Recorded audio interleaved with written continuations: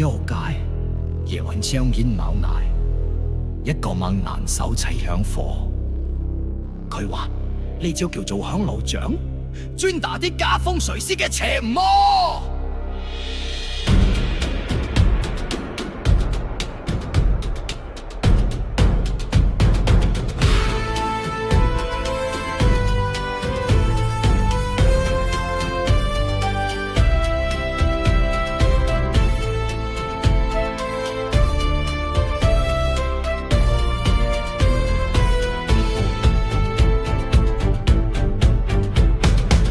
水鬼着件花冷衫，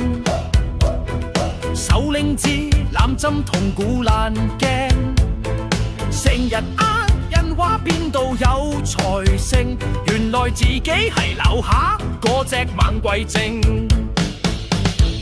一槍打出9重波，風水鬼閃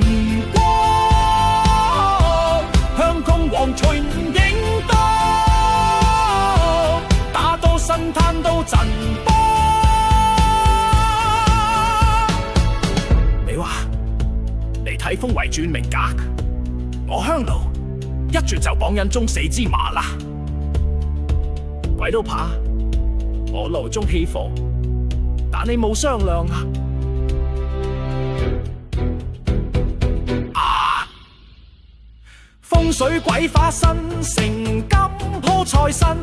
但向公王識破佢假面，一掌拍落金銀山，啲號碼跌到滿地燃，香煙起忽光煙，風水鬼喊住走出壇，打午夜向公王講，從此街頭無人再眼向前。